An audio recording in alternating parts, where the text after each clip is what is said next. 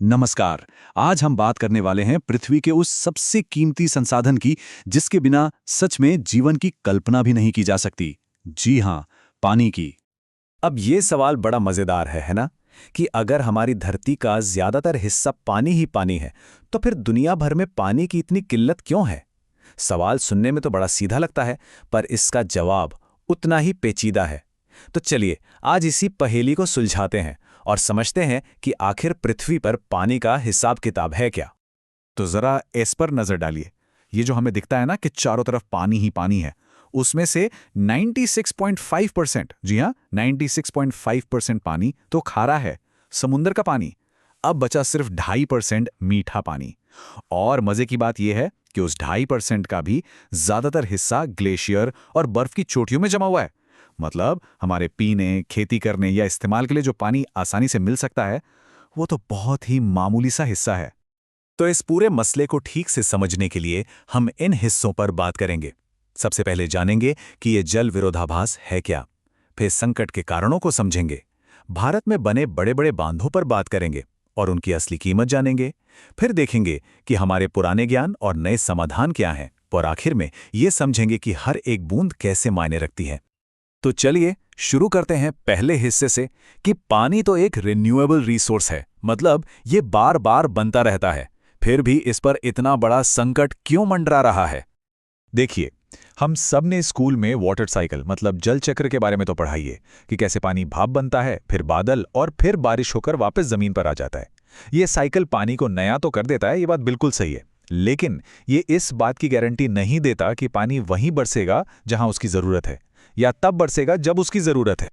और इसका नतीजा यह है कि 2025 तक ये अंदाजा लगाया जा रहा है कि करीब करीब 2 अरब लोग पानी की भयानक कमी का सामना कर रहे होंगे। सोचिए जरा, 2 अरब लोग। ये आंकड़ा सच में डराता है और बताता है कि ये मुद्दा कितना गंभीर हो चुका है। तो आखिर हम इस हालत में पहुंचे कैसे? चलिए अब उन कारणों को जानते हैं जिनकी वजह से पानी की इतनी कमी हो रही है। देखिए, जब हम जल दुर्लभता या वाटर स्कैसिटी की बात करते हैं तो इसका मतलब सिर्फ ये नहीं है कि बारिश कम हो रही है। असल में ये एक इम्बैलेंस है, मतलब हमारी पानी की ज़रूरतें तो आसमान छू रही हैं, लेकिन पानी उतना है नहीं। और ये हालत पैदा होती है पानी के बेहिसाब इस्तेमाल, ज़रूरत से ज़्यादा दोहन और सबसे बड़ी बात, पानी के बंटवारे में असमानता की वजह से। और इसके पीछे कई बड़े कारण हैं। सबसे पहला, हमारी तेजी से बढ़ती आबादी। जितने ज्यादा लोग उतनी ज्यादा पानी की जरूरत। फिर आती है खेती, खासकर वो खेती जिसमें सिंचाई का बहुत ज्यादा इस्तेमाल होता है। पानी का सबसे बड़ा हिस्सा तो वही चला जाता है। इसके अलावा जैसे जैसे शहर और फैक्ट्रियां बढ़ रही हैं, उनकी पानी की प्यास भी बढ़ती जा रही है। ऊपर से जमीन के नीचे का पानी यानी ग्राउंड वाटर, उसे भी हम प्राइवेट कुओं और ट्यूबवेल से खींचते जा रहे हैं।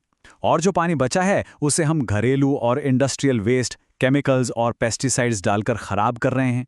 तो ये सब मिलकर हमारे साफ पानी के स्रोतों पर एक जबरदस्त दबाव बना रहे हैं। अब इस समस्या से निपटने के लिए आज़ादी के बाद भारत ने एक बहुत ही बड़ा और एम्बिशियस रास्ता अपनाया। वो था नदियों पर बड़े बड़े बांध बनाना। इन्हें बहुउद्देशीय नदी परियोजनाएं कहा गया, मतलब एक प्रोजेक्ट से कई सारे काम निकालना। उस समय के प्रधानमंत्री जवाहरलाल नेहरू ने तो इन बांधों को आधुनिक भारत के मंदिर तक कह दिया था। इस एक बात से ही अंदाजा लगाया जा सकता है कि इन बांधों से देश को कितनी ज्यादा उम्मीदें थीं। ऐसा माना जाता था कि यही बांध देश में तरक्की और खुशहाली लाएंगे। और उम्मीदें हों भी क्यों ना, इन बांधों के वादे ही इतने बड़े थे। इनसे खेती के लिए सिंचाई का पानी मिलना था, बिजली बनानी थी, शहरों और फैक्ट्रियों को पानी देना था, बाढ़ को कंट्रोल करना था, यहां तक कि मछली पालन और नाव चलाने जैसी चीजों को भी बढ़ावा देना था। लेकिन जैसे जैसे समय बीता, इन आधुनिक मंदिरों की चमक फीकी पड़ने लगी। जल्द ही ये साफ हो गया कि इन बड़े बड़े फायदों के पीछे एक बहुत बड़ी कीमत भी चुकानी पड़ रही है। एक ऐसी कीमत जो हमारा पर्यावरण और समाज चुका रहा था। तो ये एक दोधारी तलवार की तरह था। एक तरफ तो सिंचाई, बिजली और बाढ़ नियंत्रण जैसे फायदे थे, लेकिन दूसरी तरफ इन बांधों ने नदियों के नेचुरल फ्लो को रोक दिया, अपने पीछे बहुत ज्यादा गाद जमा करना शुरू कर दिया। इनके कारण बड़े बड़े जंगल और उपजाऊ जमीन पानी में डूब गए। लाखों लोगों को अपने घर बार छोड़कर कहीं और जाना पड़ा। और तो और कुछ एक्सपर्ट्स का तो ये भी मानना है कि ये भूकंप और पानी से होने वाली बीमारियों को भी न्योता देते हैं।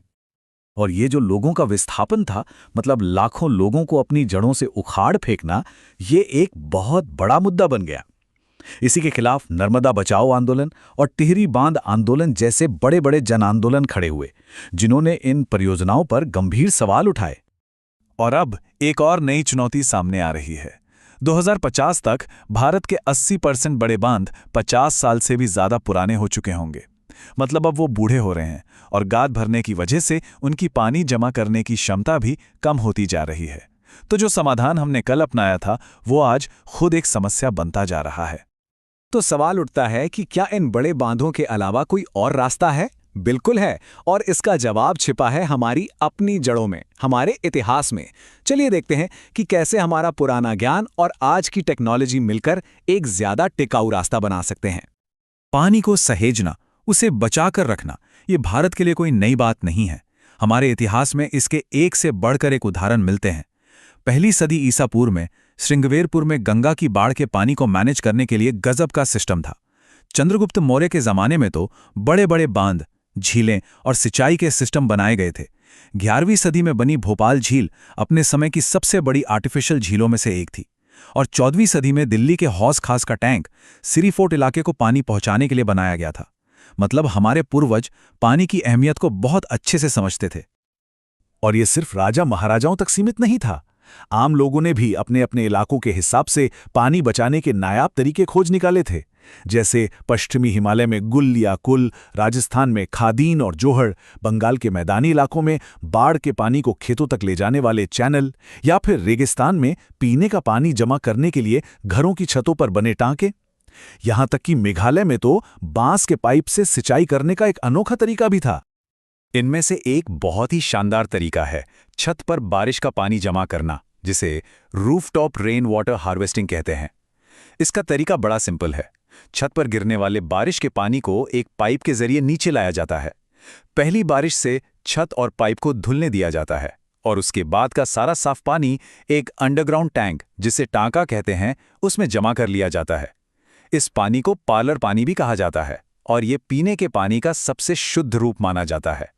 ये आज भी एक बहुत ही असरदार तरीका है। और अच्छी बात यह है कि अब इन पारंपरिक तरीकों को मॉडर्न इनिशिएटिव्स के साथ जोड़ा जा रहा है। सरकार ने भी कई बड़े कदम उठाए हैं, जैसे जल शक्ति अभियान, जो पानी बचाने और रेन वाटर हार्वेस्टिंग पर जोर देता है। अटल भूजल योजना है, जो कम्युनिटी की मदद से ग्राउंड वाटर मैनेजमेंट को बेहतर बना रही है। प्रधानमंत्री कृषि सिंचाई योजना का तो नारा ही है पर ड्रॉप मोर क्रॉप, यानी हर बूंद से ज्यादा फसल। और अमृत सरोवर मिशन के तहत हर जिले में 75 तालाबों को फिर से जिंदा करने का काम चल रहा है। तो इन सब बातों से एक चीज तो साफ है, पानी को बचाने की जिम्मेदारी सिर्फ सरकार की या किसी एक संस्था की नहीं है। ये एक सामूहिक जिम्मेदारी है, अ शेयर्ड रिस्पॉन्सिबिलिटी। ये शुरू होती है हमारे आपके घर से, अपनी छोटी छोटी आदतों को बदलकर, जैसे कि पानी बर्बाद न करना या अपने घर की छत पर रेन वाटर हार्वेस्टिंग सिस्टम लगाना। और ये जाती है कम्युनिटी और सरकार के लेवल तक, जैसे पुराने तालाबों और कुओं की देखभाल करना, लोगों में जागरूकता फैलाना और ऐसी नीतियां बनाना जिससे पानी का सही इस्तेमाल हो और प्रदूषण रुके। जब हर कोई अपनी अपनी भूमिका निभाएगा, तभी एक बड़ा फर्क आएगा। तो सवाल ये नहीं है कि अगली पीढ़ी के लिए पानी कौन बचाएगा, सवाल ये है कि हम सब मिलकर इसके लिए क्या कर सकते हैं। क्योंकि ये बात हमें हमेशा याद रखनी होगी, पानी ही जीवन का आधार है और इसकी हर एक बूंद बेशकीमती है। इसे बचाना हम सबकी साझा जिम्मेदारी है।